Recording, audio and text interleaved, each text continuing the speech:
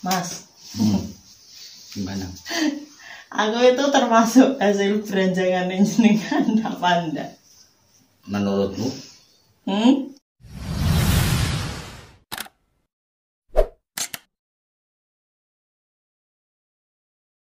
Halo guys, kembali di Dia Toblak Channel di segmen Nanjak Daki with Emak.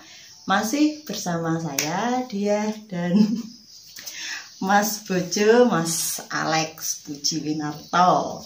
Nah, Mas, aku nih mau nanya-nanya nih. Di YouTube-nya Garuda Channel, itu kan ada videonya jenengan yang membahas kalau nggak salah tuh tentang terjebak Fata Morgana Gunung Ungaran Puncak Katola. Nah, nih aku jadi pengen nanya-nanya ini. Jadi gini Mas, yang pertama, jenengan itu mendaki gunung itu salah satu cara untuk jenengan ngobyek memberanjang cewek-cewek itu apa gimana sih? Iya. Kalau salah satu cara ya, tapi tentu saja mendaki gunung kan bukan satu-satunya cara ya. Ingat bahwa lelaki selalu punya banyak cara untuk memikat wanita. Iya benar. Dan salah satu yang paling efektif itu ya mendaki gunung. Kenapa? Karena kalau mendaki gunung kan tampak maco kan. Nah, itu tuh gini, aku sih penasaran tuh, jenengan itu ngincer dulu, wah ini cewek sing mau tak beranjang nih. Nah, itu jenengan ngincer dulu terus jenengan ajak naik gunung, atau jenengan bisa mendapatkan cewek itu beranjang itu tuh tidak dengan mendaki gunung. Wah, itu sama dengan kalau kamu tanya sama nelayan, jenengan itu mencari dulu tempat yang jelas-jelas ikannya banyak baru diberanjang apa untung-untungan, ya jawabannya akan beda. Tapi kalau aku begini, kadang-kadang aku naksir sama cewek. Nah, karena waktu itu kan masih kuliah dan jadwal perkuliahan itu kan padat.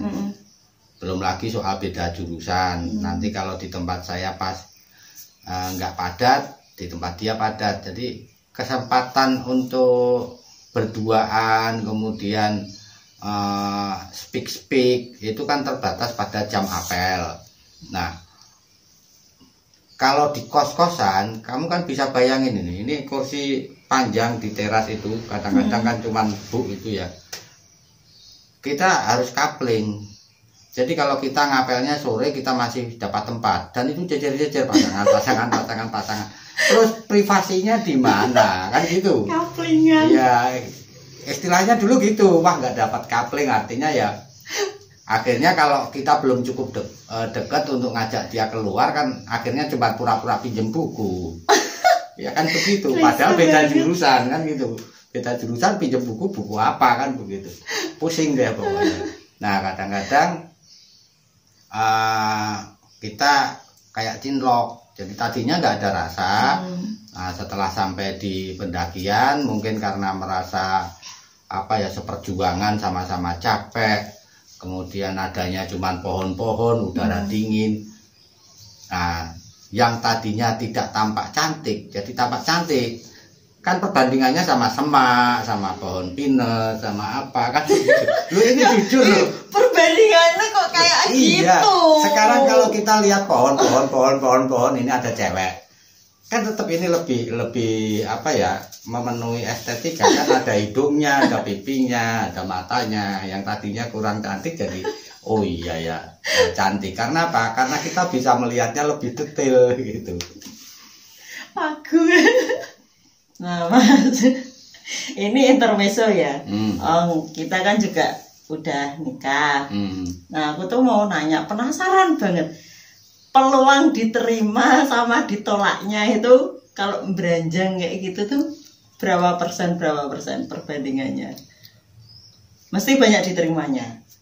Soalnya dengan cara biasa apa dengan cara naik gunung? nek dengan cara biasa, Dengan cara biasa, kalau ada bedanya. Kalau dengan cara biasa ini kita kan nggak mungkin nembak orang dalam waktu sekian jam, nggak bisa itu. Peluangnya 0% lah, susah sekali. Kita harus bertemu beberapa kali, sudah katakanlah jalan-jalan bareng, makan bareng kan gitu lah. Kalau naik gunung ini karena sama-sama menderita, terus keintiman itu sangat mudah terjalin. Kalau di gunung itu ya kita bisa langsung nembak. Nah, peluangnya ya kira-kira 75%. diterima. Tolak.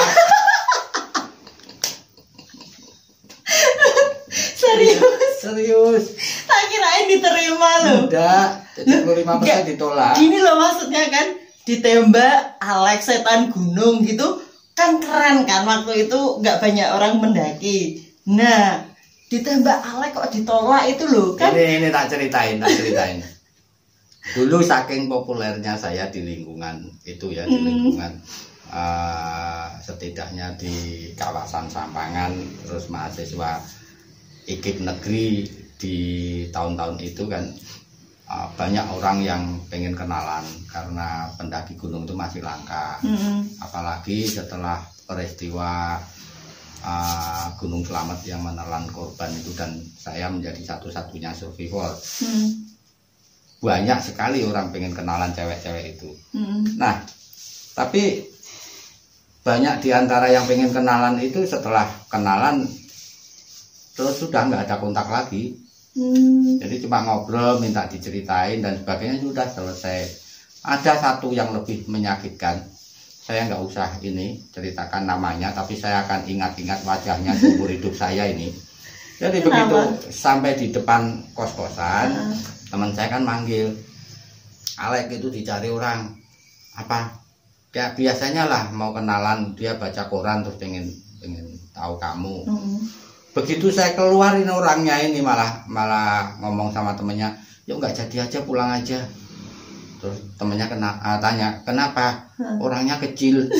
Coba kalau kamu jadi aku. Jadi orang menganggap bahwa pendaki gunung itu berarti orangnya tinggi, besar, gagah, gitu ya, ganteng, kaya, karena ini kan hobi mahal. Begitu keluar saya pakai celana kolor, nggak tertarik dia lari sebelum bertarung dia. Nah itulah. Mas, yang jenengan sukai itu kan pasti nggak semua cewek-cewek yang suka mendaki tau. Oh iya. Ada nggak misalnya pacarnya jenengan gitu, jenengan udah suka tembak mau, itu dia itu jenengan ajak naik gunung gitu. Pasti begitu atau ada yang nggak mau gitu. Kebanyakan nggak mau, tapi kalau pertanyaan ada nggak, ya ada. Ada, tapi dibandingkan dengan yang nggak mau, nggak berani dan sebagainya, atau saya sendiri yang menjustifikasi ini kayaknya kalau saya ajak naik gunung malah nggak akan sampai gitu ya. Ya banyak, jadi lebih banyak yang nggak jadi pendaki gitu. Nah, ada nggak yang saking cintanya sama jenengan gitu, tadinya nggak suka naik gunung terus jadi ikutan suka naik gunung saking cintanya itu gitu? Ada itu enggak? Kan kamu itu kan kamu tok, itu nggak ada yang lainnya. Halo, nggak ada, bener. Saya jujur, aku jujur ini nggak ada yang lainnya. Jadi paling ya mendaki 4-5 kali lah yang paling bagus itu ya, yang paling bagus itu sudah nggak kuat ya, gitu. Karena menurut dia kalau ditinjau dari segi pacaran kan memang naik gunung itu nggak praktis. Mau apa sih? Kalau kita mau bergandengan ngapain juga kita bayar mahal, perjalanan jauh, capek-capek, kedinginan hanya untuk bergandengan. Mau berpelukan juga ngapain juga. Jadi banyak yang memang pada saat itu loh, pada saat itu kan mendaki gunung tidak tren. Jadi kalau cewek mendaki gunung langka, langka. Ada nggak yang melarang jenengan itu setelah berpacaran gitu kan, melarang jenengan untuk tidak naik gunung? Misalnya gini, milih naik gunung apa milih aku? Itu ada nggak yang kayak gitu? Hampir semuanya. Hah? Hampir semuanya. Oh gitu. Terus jawabannya? Saya kira kamu sudah tahu. Mesti diputus. Enggak diputus, tapi kalau dia bertanya mana yang lebih kamu cintai, gunung atau aku, ya aku pasti jawabnya gini loh. Aku sebelum mencintai kamu, sebelum mengenal kamu, aku sudah mencintai gunung. Jadi kalau dibandingkan seperti itu ya jawabannya jelas. Meskipun ini sebenarnya nggak bisa dibandingkan loh. Masa saya mau beranak pinak sama gunung kan tidak. Jadi ini kesalahan apa ya? Cewek kan kadang-kadang begitu. Jadi mungkin karena ragu atau apa, waktunya ngapel, saya malah naik gunung. Lalu ditafsirkan bahwa oh berarti dia nggak cinta sama aku. Itu kan menurutku ya itu semena-mena, itu nggak bisa dibandingkan gitu. Nah itu yang sering dilakukan cewek, dan menurut saya salah. Karena apa? Ketika aku naik gunung itu, salah satu wajah yang ku ingat selain wajah ibuku, ya wajah cewekku. Gitu. Nah, waktu itu kan belum punya anak. Kalau pacaran kan belum punya anak. Kalau sekarang ya wajah anak-anak. Sekarang enak ya, nggak usah bayangin wajah istrinya ya. Ya istrinya ngikut, jadi gimana caranya wajahnya itu nggak kelihatan. Itu joke itu, intermezzo. Udah, tanya apa lagi? Ini aku mau nanya, menurut jenengan itu fenomena yang dalam tanda kutip remaja-remaja sekarang itu kan naik gunung hanya untuk ML dengan pacarnya. Kan ada yang kemarin tuh komen di video kita itu loh Mas, kan ada yang komen yang di Gunung Ungaran itu sudah naik gunung sama pacarnya, sudah wiwi, ternyata putus kan kayak gitu. Lah nek menurutnya jenengan tuh fenomena itu tuh bagaimana sih? Wajar nggak sih kalau remaja itu naik gunung sama pacarnya terus ML, terus berbahaya nggak sih kalau ML di gunung kayak gitu? Saya nggak bisa dan tidak punya hak untuk bicara soal moral ya, karena moral itu kan urusan manusia dengan Tuhan. Saya juga bukan ulama, pada masa muda juga sekali dua. Oh nggak bisa marah atau waktu itu kamu kan belum kenal aku. Iya memang pada waktu muda saya sekali dua melakukan seperti itu. Justru karena itu saya bisa memberi apa ya sedikit wawasan. Yang harus diingat terutama oleh cewek apabila melakukan seperti itu di gunung adalah rekan pendakianmu itu belum tentu jadi jodohmu. Jadi apapun bisa terjadi, termasuk putus, terjadi kecelakaan, menemukan orang lain yang lebih suitable, lebih cocok, dan sebagainya itu peluangnya besar sekali. Sehingga andai kata itu sudah diputuskan, ya sudahlah, aku akan melakukannya, ya jangan menyesal. Nah kemudian ada satu lagi, suatu ketika, nggak boleh marah loh ya, suatu ketika saya naik ke Lawu lewat Cemoro Kandang. Aku jadi satu-satunya cowok, kemudian aku ngajak 3 cewek.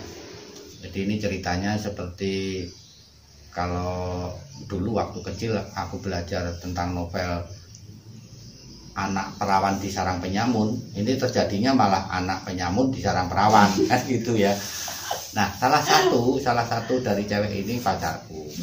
Kemudian itu adalah saat-saat pertama aku punya sleeping bag double lagi. Jadi sleeping bagnya tebel, double. Kalau nggak salah itu karena ada seorang teman pendaki yang menyatakan mau pensiun karena dia sudah mau lulus kuliah. Terus dia bilang, "Lek, aku udah mau lulus kuliah nih, alat-alatku kamu belilah dengan harga murah." Aku seneng kan. Nah itu ketika mendaki sama pacar kan kita coba, dan memang bisa, 2 orang bisa muat, kita masih bisa saling berpelukan dan sebagainya, cukup bebas gerakannya. Di Cokrosuryo itu karena masih terlalu malam, Cokrosuryo itu sudah relatif dekat sama Argo Dalem, berarti juga dekat dengan puncak. Kami putuskan untuk istirahat dulu. Nah waktu itu kami nggak punya tenda, punyanya ya sleeping bag, terus ada yang nggak punya sleeping bag, cuma pakai jaket dan jas hujan. Nah saya sama cewek saya masuklah itu ke situ. Mungkin karena terlalu banyak kontak, nafas yang berhembus dan sebagainya, itulah yang membuat kami hilaf. Terjadilah apa yang seharusnya tidak harus terjadi kan. Nah setelah itu saya itu merasa ya karena capek dan dingin, tidur. Kemudian saya dengar ada suara ini apa, kayak dipaksakan antara bisa bersuara dan tidak. Dan itu berulang-ulang. Jadi aku kan sama cewekku tidur di sleeping bag ini. Nah teman yang lain, 2 cewek yang lain itu karena tahu, mungkin tahu perilakuku dan sebagainya, mereka memisah agak jauh. Nah rupanya dari salah satu cewek itu ngomong, intinya begini, Alek, kamu harus bangun, badanku kaku semua. Kalau kamu nggak bisa bangun, kita semua mati. Nah waktu itu karena suara itu diulang-ulang, aku juga berusaha bangun. Kemudian perasaannya itu seperti kayak tenggelam, bukan tenggelam di air, tapi tenggelam dalam tidur, dan kita susah sekali untuk bangun. Kayak lelap banget gitu. Iya, kayak lelap banget. Kita dengar suara, tapi mau bangun tuh males. Ada rasa begini loh, ini nyaman, nggak sakit, nyaman. Kenapa nggak terusin aja, gitu. Apa itu kayak hipotermia ya, kayak gitu? Itu termasuk hipotermia yang sudah agak lanjut. Dan badan itu kaku, susah digerakkan. Nah, kemudian itu masih susah sekali untuk bangun. Lah si temen cewek ini mungkin dia cari kata-kata yang bisa memotivasi saya ya, karena dia sendiri nggak bisa bangun, hanya bisa membuka mulut. Terus dia ngomong gini, Alek, kamu ingat nggak? Ada 2 teman yang sudah meninggal mendaki sama kamu. Kalau sampai pacarmu meninggal, kamu mau ngomong apa sama orang tuanya? Itu yang seketika kayak memberi tenaga. Saya terus berusaha untuk bangun. Akhirnya saya bisa bangun. Kemudian teman-teman yang lain itu saya bantu untuk bisa siuman dari dekapan baby hipotermia ini. Kemudian kita cari kayu untuk dinyalakan, dan itu susah sekali karena tangan susah bergerak, jari itu mengatur susah loh. Karena dinginnya itu butuh waktu lama sekali, tapi akhirnya bisa. Setelah bisa ya yang lain kita angkat mendekat ke situ hingga akhirnya bisa semua normal. Jadi yang mau saya ingatkan adalah risikonya terlalu tinggi. Tanpa bicara moral, sebab moral bukan kewajiban saya, dan nanti kalau saya bicara moral, orang akan menuding lah, emang moral kamu seberapa sih, kan gitu. Saya justru ngomong karena saya pernah melakukannya. Jadi andai kata saya tidak bangun, mungkin beda ceritanya. Mungkin esoknya akan ditemukan 4 pendaki yang meninggal karena hipotermia di Cokrosuryo. Itu yang kemudian membuat aku berpikir keras. Kalau misalnya tergoda untuk melakukan keisengan atau justru ketololan yang sama lagi. Mas, gimana? Aku itu termasuk hasil beranjangan jenengan apa enggak? Menurutmu? Menurutmu gimana? Yo dijawab tau, kok malah menurutku gimana? Kadang tuh pemikiran laki-laki sama perempuan tuh beda loh. Bukan, kadang-kadang itu perempuan itu hatinya sudah tahu, tetapi dia pengen jawaban untuk penegasan itu satu. Kadang-kadang perempuan juga ingin dibohongin gitu loh. Jadi, nah itulah yang membuat perempuan gampang dijebak.